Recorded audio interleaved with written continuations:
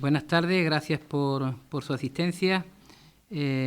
Como decía Cristina, estamos en el centenario del nacimiento de Luis Ortega Bru, y este acto que organiza la asociación se enmarca también en las actividades que ha acogido la Delegación de Cultura para su difusión.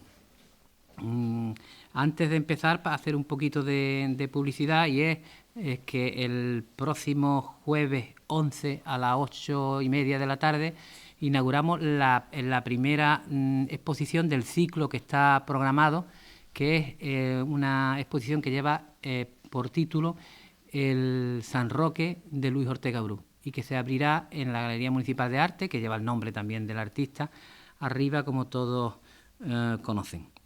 Bien. La infancia de Luis Ortega Bru en Madrid, la crítica María Rosa Martínez escribió: se puede sufrir y creer, haber dominado al sufrimiento y renacer con la victoria y la humildad en la frente. Quizá porque solo el que ha vencido se aparta ya con ese orgullo que de tan profundo ignora y mata el odio. Nacido el 10 de septiembre de 1916 en San Roque, su vida no será ajena a las vicisitudes de una época crucial en la historia de España. Hijo y nieto de alfarero, la arcilla fue su mejor juego, su mejor lenguaje, el que rompía su carácter introvertido. De tanto trabajar con el barro, llegué a tener tal confianza que me resultaba facilísimo hacer con ellas cosas con el alma. Y viendo las procesiones de San Roque nació su inclinación por la imaginería. Como él reconocía en su última declaración a la prensa poco antes de morir, fue su pueblo su primera escuela. Sin escuela, decía. Afirmaba en 1976, surgí como una planta que ha sufrido mucho. Luis era el mayor de 6 hermanos de una modesta familia rota por la tragedia civil, de la guerra civil, que sacudió a España del 36 al 39 y que tendría su continuidad entre los perdedores. No quería recordar la guerra. Hace un momento hablaba con Manu de ese detalle, también su padre que padeció todas estas vicisitudes, apenas hablaban de la guerra durante la época de la dictadura. Aquella fratricida contienda entre hermanos que se llevó a los padres Ángel Ortega y Carmen Bru, fusilados, como todos saben, por sus ideas republicanas. Luis combatió al lado de la República y sufrió la cárcel y el campo de concentración.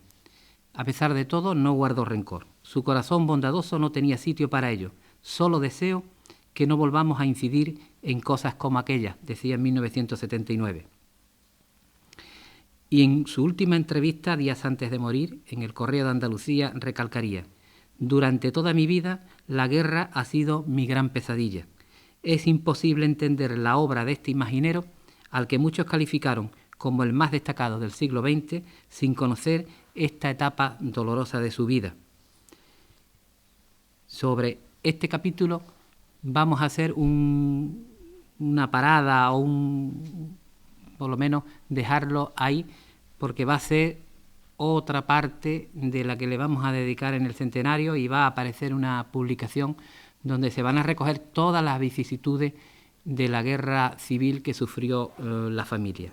Lo cierto es que a la vuelta del régimen democrático, tras la muerte del general Franco, el escultor, que no participaba de la política, formó parte de una candidatura a campos gibraltareños independientes en las primeras elecciones al Congreso.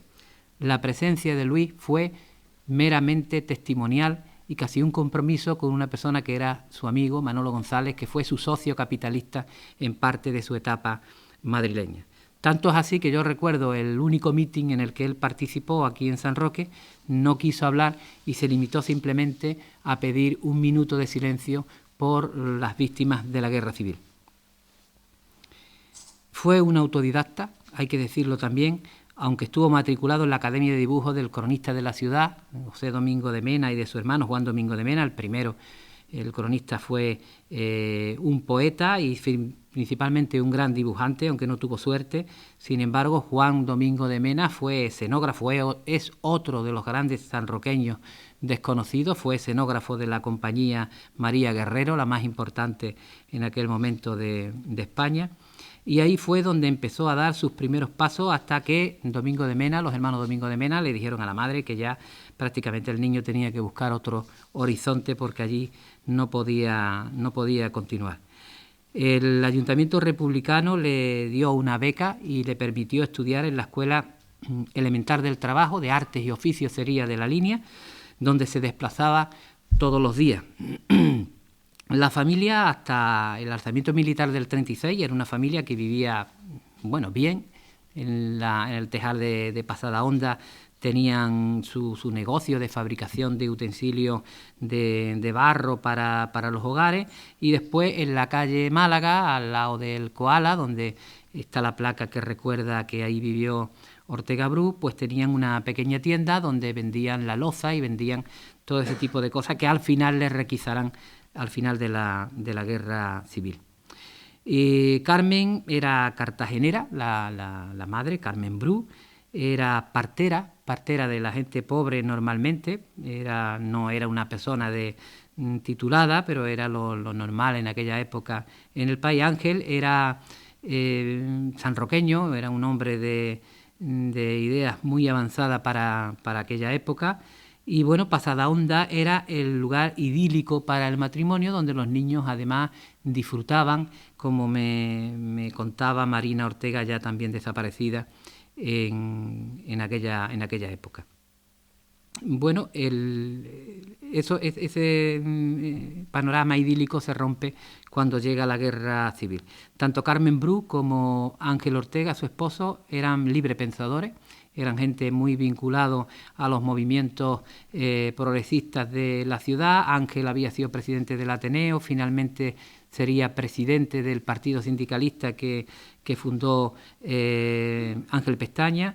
Y Carmen era una persona que participaba en los mítines. Hay referencias de varios mítines de ella en San Roque. En definitiva, eran gente muy comprometida con el pueblo y al mismo tiempo muy querida en el pueblo. Todo eso se vendrá abajo a raíz de la guerra. Ya sabéis que a Carmen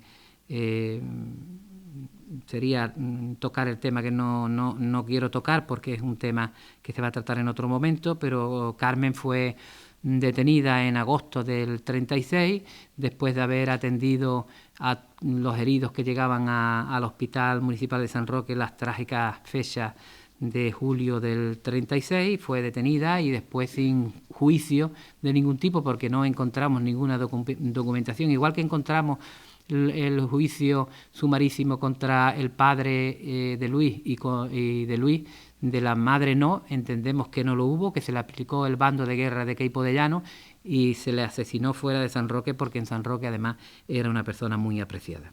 Eso ocurrió en agosto y el padre de Luis muere cuando retorna con Luis después de haber combatido en el campo republicano, amparado en la promesa de Franco de que aquellos que no hubiesen tenido vínculos violentos pues podían retornar al país.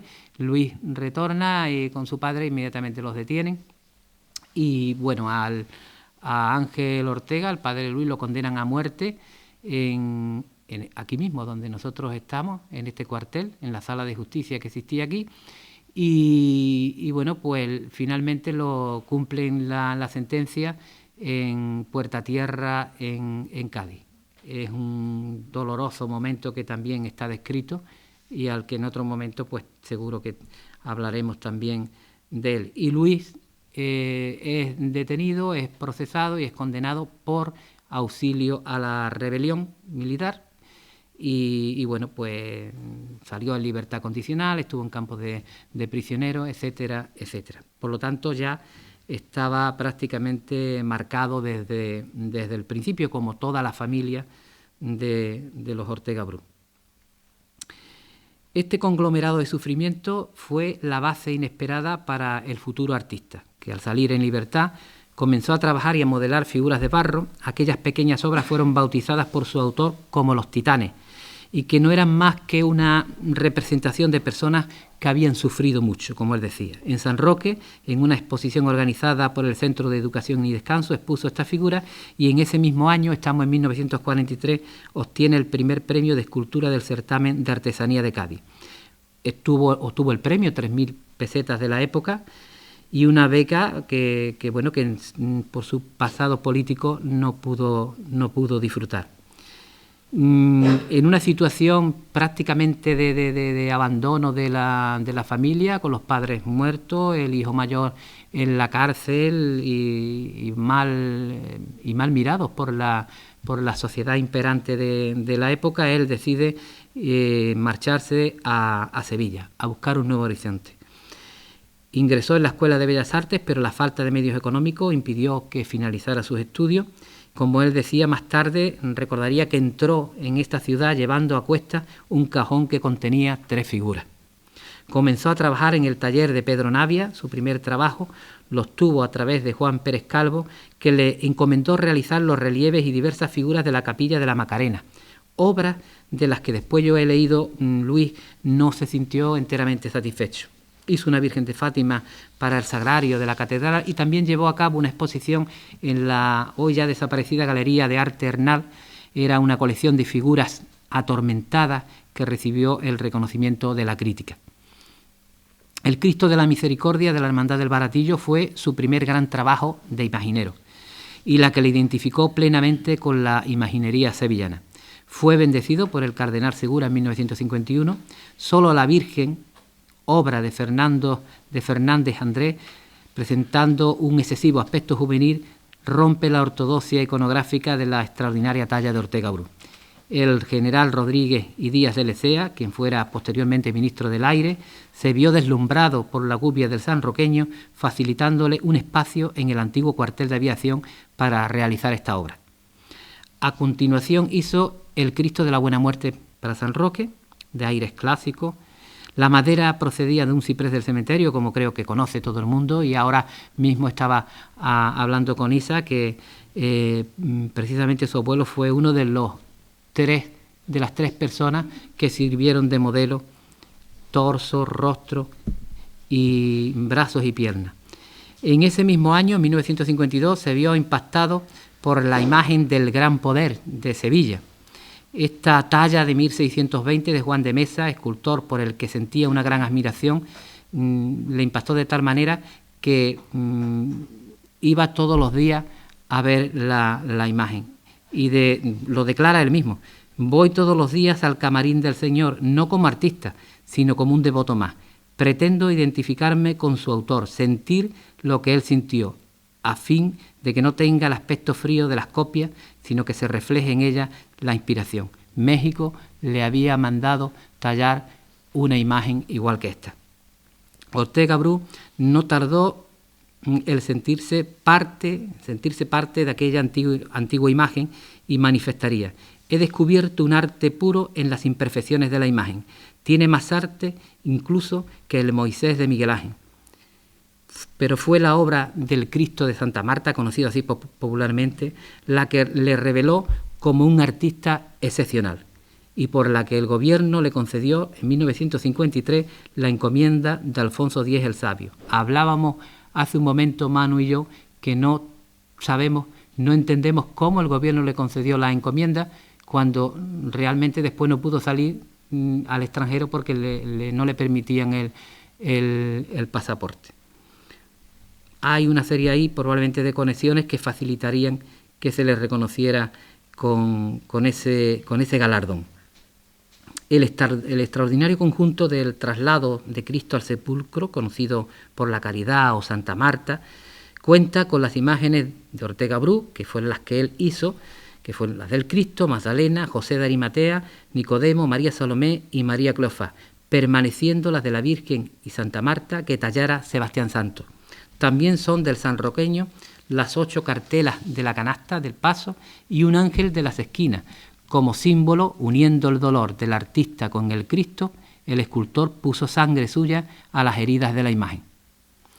Tan emocionado estaba con esta obra que el primer año de salida procesional figuró de costalero, ingresando en la hermandad a la que consideró suya. Volviendo a esta singular obra, Rafael Muñoz, uno de los grandes críticos, escribió en 1984: en absoluto estoy de acuerdo con esa afirmación de algunos compañeros al señalar esta obra como clásica escuela sevillana. Creo que de esa escuela no tiene absolutamente nada. De aquel imaginero que talló el Cristo de la Misericordia no queda absolutamente nada. Ahora Ortega busca nuevas y personalísimas fórmulas y sigue los pasos de dos castellanos, el uno de nacimiento y el otro de adopción, Gregorio Fernández y Juan de Juni, y capta increíblemente los escorzos del gran Miguel Ángel, fórmula esta que utiliza en la figura de uno de los santos varones del traslado al sepulcro. En esta figura la gubia dibuja y talla. Ortega está en plena euforia artística y el gran apogeo de su carrera. Al final de su vida, el escultor afirmaría sobre esta obra: yo no tengo todavía obras cumbre. Cuando se hable de una obra de tal envergadura, yo ya estaré muerto. El misterio de Santa Marta es distinto y nada más, no tiene más ni tiene menos. En esa obra me salió una cosa que ni yo mismo podría explicar. El barro corría solo y fue Dios quien realizó esa obra a través de mí. La verdad es que es una obra impresionante que, cuando van a ver el Museo de San Roque, las distintas cofradías que vienen de fuera de San Roque, que por cierto son muchas, incluso de fuera de Andalucía, dicen que esta es la obra cumbre de Ortega Bru, que él se negó siempre a tener una obra cumbre. Bien es verdad que después cuando vienen la gente de Jerez dicen que el descendimiento de Jerez es la obra cumbre, que también es impresionante, ¿no? En cualquier caso son dos grandes obras las que tiene Ortega Bru respecto de esas dos ciudades. Otra de sus grandes obras sevillanas fue El Cristo de la Salud para la Hermandad de Montesión en 1954 y al que el escultor le guardaba un gran cariño por lo mucho que sufrí entonces. Él me ayudó mucho, declaró en una ocasión al Correo de Sevilla. Esta obra la tituló Mi Cristo para Sevilla, que, en realidad la de San Gonzalo fue la que tituló Mi Cristo para Sevilla, que además levanta una cierta polémica en el seno de las cofradías sevillanas, ¿no? Siempre tan celosas unas de otras, ¿no? Del que él titulara precisamente sobre el misterio de San Gonzalo esa leyenda. A estos años brillantes de Ortega Bru se corresponde la Virgen de las Angustias que hizo para la línea precisamente. Aunque en 1955 ya estaba en Madrid, su salida definitiva de Sevilla no se produjo hasta 1958, contratado por la Casa Arte Granda. Era una de las grandes casas de escultura que tenía diferentes trabajadores artistas y que trabajaba prácticamente para toda España, incluso para países de Sudamérica. El éxito internacional los tiene gracias a conseguir el concurso de la realización de los relieves en bronce de la vida de la Virgen, una puerta para la Secretaría de Estado del Vaticano, de la cual esta fue efectuada en el año 56 y se dieron sobre 25 o 30 escultores cita en ese concurso y finalmente lo gana Luis Ortega Bru. Que nosotros en el museo tenemos unos bocetos en escayola de esa gran puerta que está realizada en bronce. Un año más tarde comienza a trabajar en el descendimiento de la Cofradía de la Soledad de Jerez. Es esa imagen tan impresionante que existe en Jerez, que para muchos es su mejor obra, ¿no? En lo que decía, en competencia con el Cristo de la Caridad de Santa Marta. Sobre este misterio jerezano, el experto Juan Carrero afirmaría: con esta obra las puertas del barroco se abren. Quizás sea el conjunto tripartito de Jesús y los santos varones el más ímpetu barroco de toda la imaginería procesional. Estando en la capital de España, tuvo la oportunidad de viajar a Sudamérica con un importante contrato, pero es cuando se le niega a él el pasaporte de salida. A pesar del reconocimiento que antes decíamos que se le había tenido, que todavía no está suficientemente explicado, pues después de tantos años se le impide a Ortega Bru. Yo me pregunto si Ortega Bru hubiese tenido la oportunidad de viajar al extranjero, de beber en los grandes centros del arte, en París, en Florencia, una persona que además sabía interpretar y realizar dentro de las vanguardias más importantes de la época, porque hay obras de tipo picassiano, de tipo vanguardista de la época parisina de los años 20, de los años 30, que él supo captar perfectamente y además imprimirle su propia impronta, pues qué hubiese sido, ¿no?, de la obra de Ortega Bru hoy en día, si ya se empieza a considerarse como el mejor imaginero del siglo XX. Merece la pena hacer un alto para referirse brevemente a la pintura que también practicaba, aunque su decidida apuesta fue por la imaginería. Las pinturas que se conservan de Ortega Bru tienen diferentes influencias, como ya decía. A mí me causa una impresión increíble. Esperemos contar con esta obra en la exposición, que va a ser solamente de obra suya inédita, una obra que tienen familiares de Manu, La huida de Málaga, es el fiel reflejo de ello, de ese toque picassiano ya muy bien adaptado a la obra. Es La huida de Málaga, es la huida de la población malagueña, de la que él fue protagonista también, hacia la zona de Almería y Granada, después de que en febrero del 37 Málaga cae en poder de los nacionales y se produce la gran matanza de la carretera a Almería. Y ahí va esa familia, y él retrata en ese cuadro perfectamente todo el dolor de la huida a Málaga. El trabajo madrileño fue muy intenso. Para Manzanares, en Ciudad Real, realizó varias imágenes, entre las que figuró una vocación de la Virgen de la Esperanza, lo más logrado en parecido a la Macarena sevillana, y gracias a esta obra se introduce en todas las tierras manchegas, en diferentes poblaciones que le hacen una serie de encargos. Hay muchas que yo no voy a mencionar ahora. En Madrid también talló el Cristo de la Pasión, que finalizaría en Málaga para la cofradía del mismo nombre.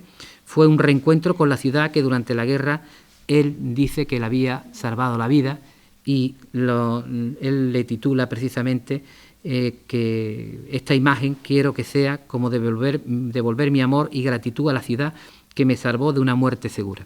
Era en la época en que estaba en Málaga junto con el ejército republicano.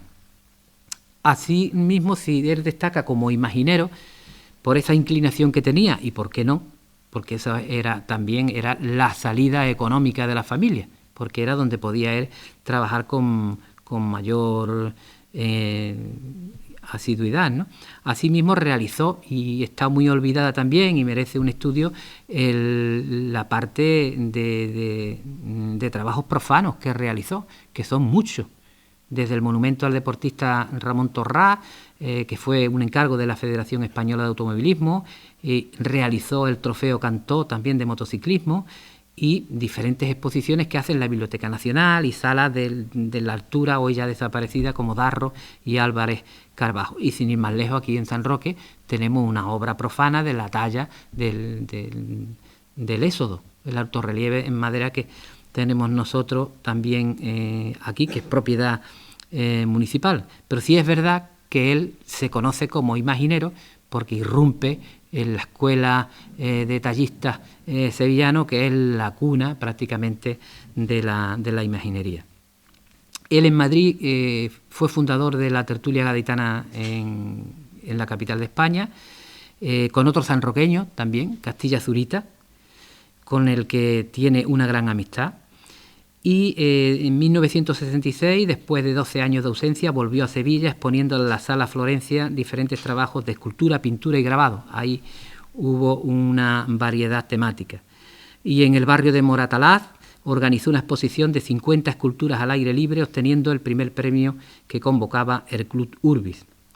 De este modo, también se traslada puntualmente con toda su familia a Jerez para realizar una serie de encargos que le hacen de las distintas cofradías de Jerez, que ya sabéis que tiene también mucha solera la Semana Santa de allí, y después retorna a Madrid. Por encargo del Ayuntamiento de San Roque realizó efectivamente el Éxodo, que finalizó en 1970.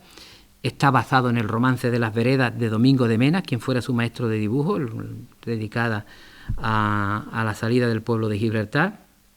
Y él, una historia que conocía de los relatos de su abuela Ángela. Hay una obra que él no llega a plasmar finalmente, pero que hace el boceto, y sobre el boceto de él un escultor posteriormente, Nacho Falguera, ya desaparecido recientemente, que es el pastor Simón Susarte.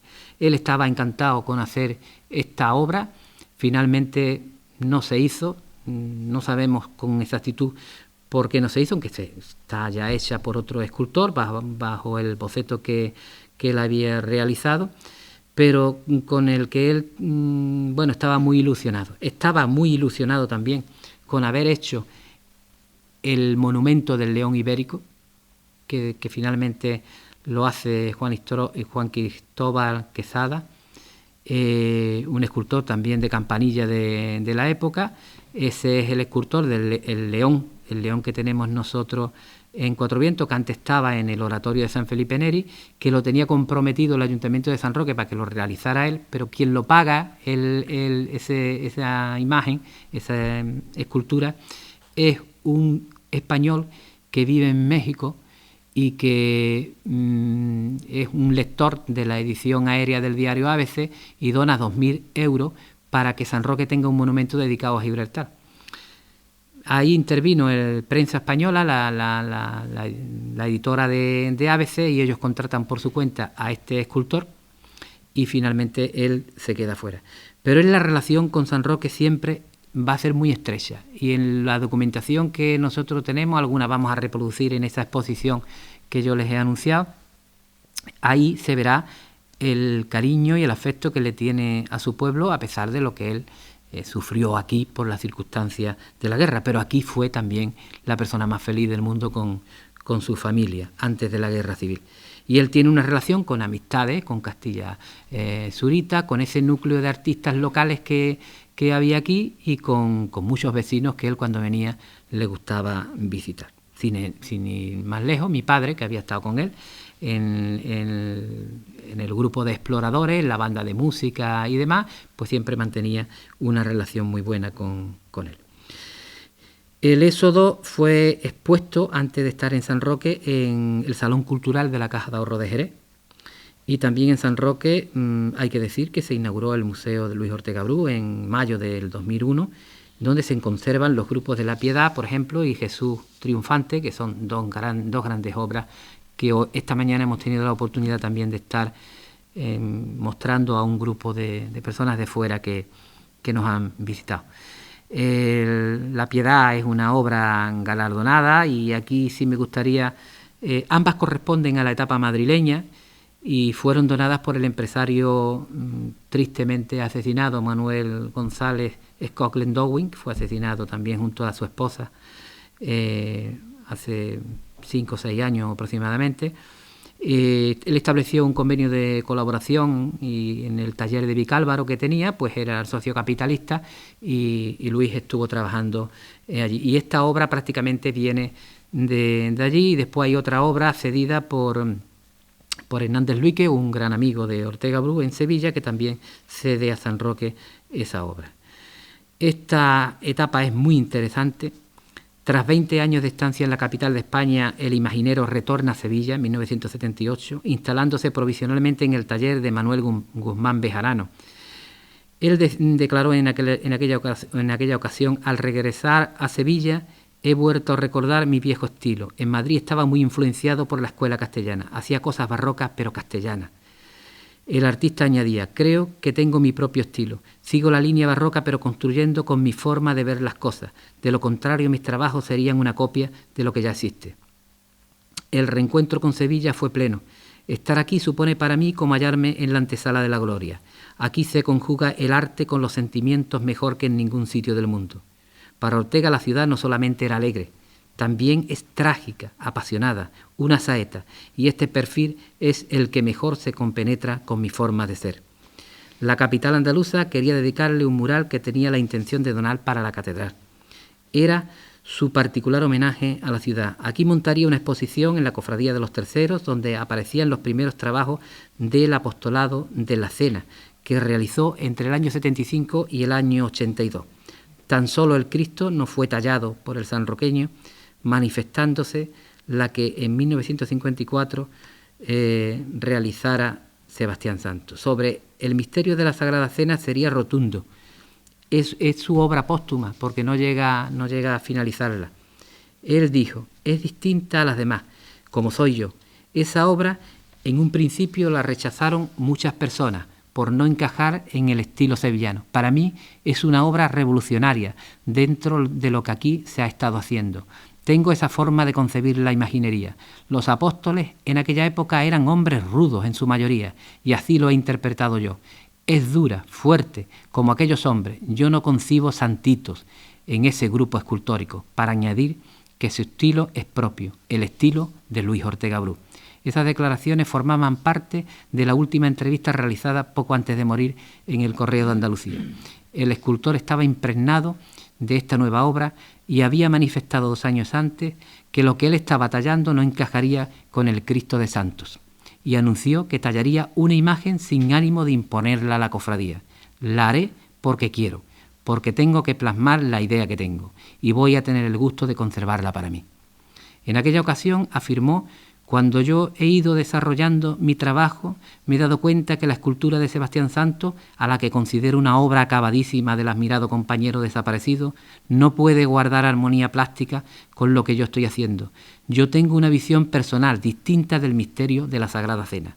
Y Ortega refería públicamente por primera vez que podría repetirse lo del traslado al sepulcro, donde las imágenes de la Virgen y Santa Marta, como ya decía, no guardaban unidad con el conjunto insuperable que él había realizado. La Sagrada Cena, como decía, sería la obra póstuma del sanroqueño. Había realizado un estudio de cada uno de los personajes, sus cualidades, su temperamento y expresión, al objeto de individualizarlos adecuadamente, ofreciendo, en palabras de Rafael Muñoz, un espíritu tremendo e indomable. Este era el Luis Ortega Bru reverde que había sido durante toda su vida. Un artista con ideas propias. En este sentido, afirma que su sinceridad de sentimientos avasalla. Las figuras se retuercen y congestionan, se enroscan como serpientes penetrando en el alma de una en la otra.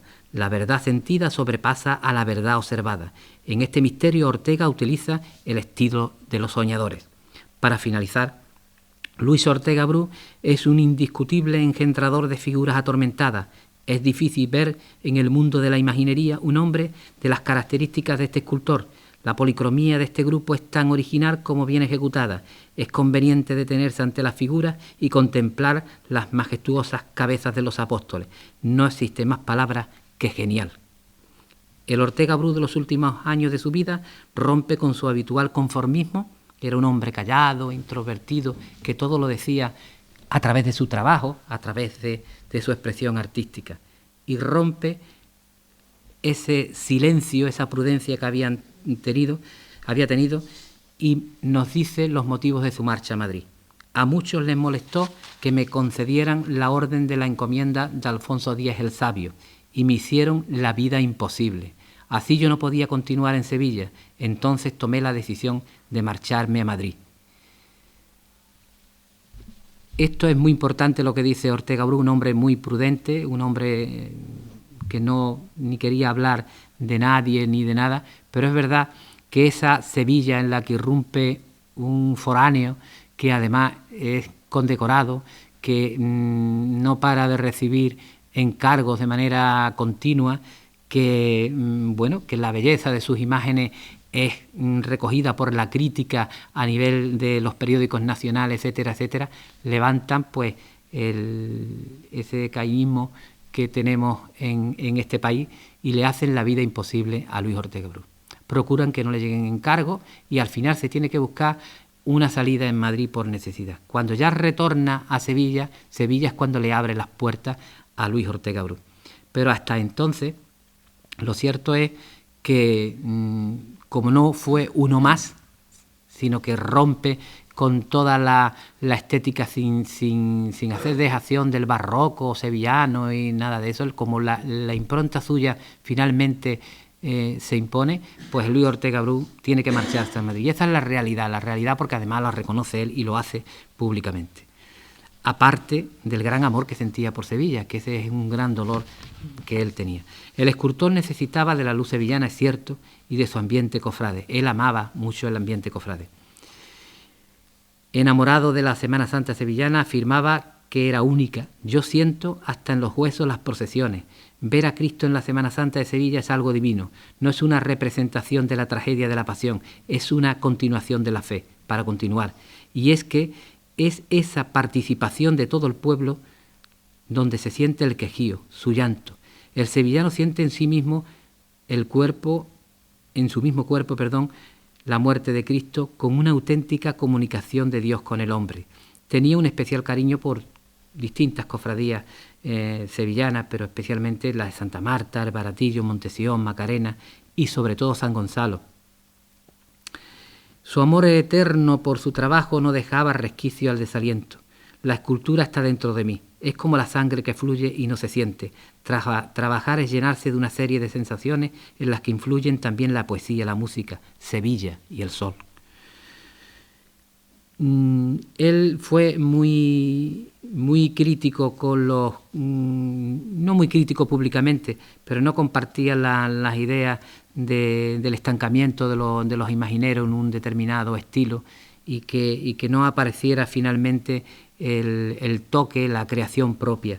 Y así él, aunque no lo hizo públicamente, sí lo comentó en los ámbitos de las personas que él tenía especial confianza. Yo no quiero tampoco extenderme mucho para no aburrirle, pero sí que quisiera por lo menos quitar algunas hojas de las que yo traigo aquí para centrarme en algunos de sus pensamientos. Ortega Bru era una persona que interiorizaba mucho, era muy espiritual y interiorizaba mucho todo lo que había sufrido, ¿no?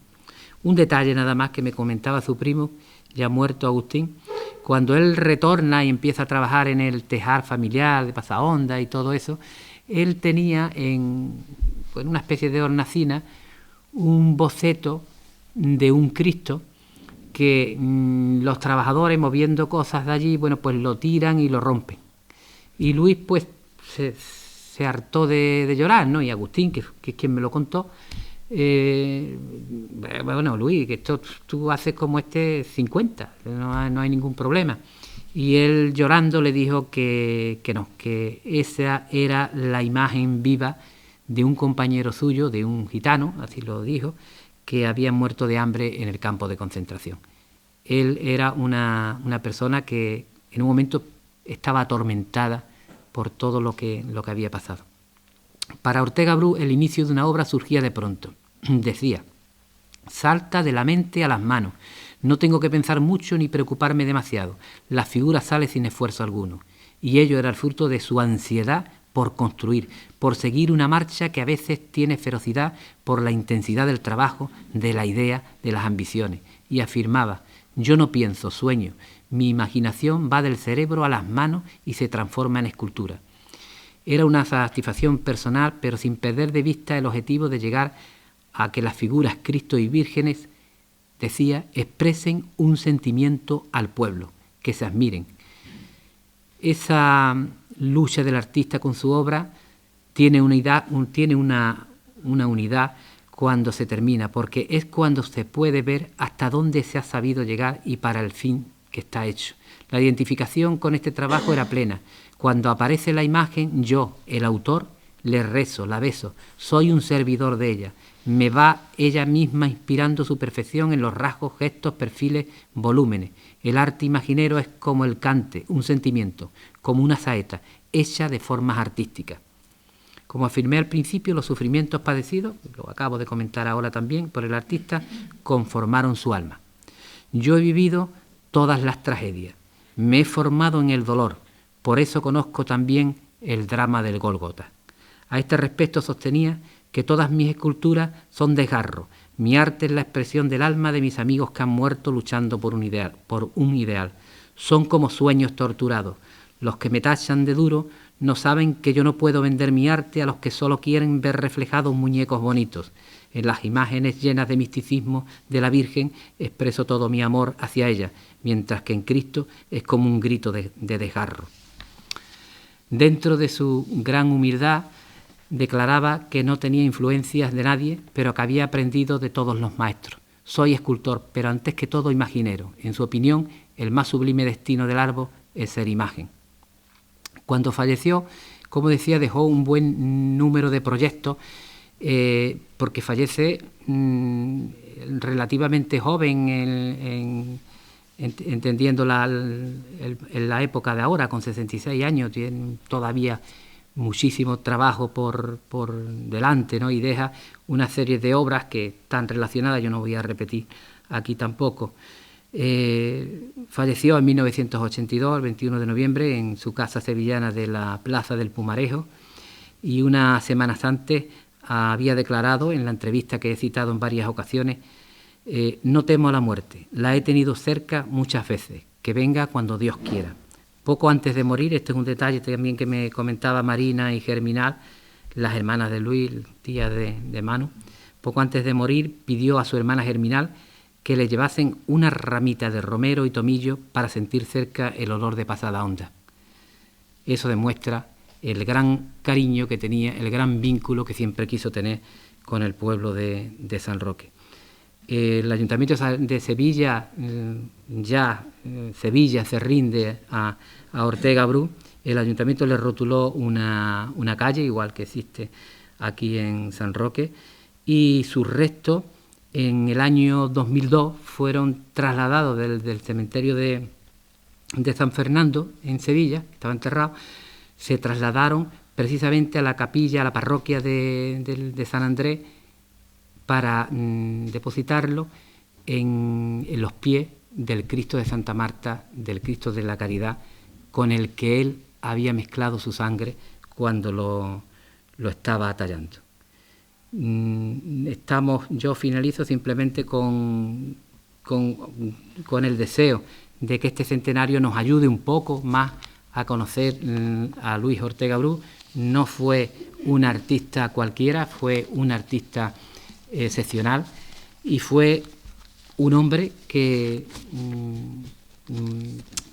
padeció de manera muy especial, como toda su familia, como sus hermanos y demás, el drama de la guerra civil, que será objeto probablemente de otra intervención mía en otro momento, con la intención de que pueda llegar a todos los sanroqueños.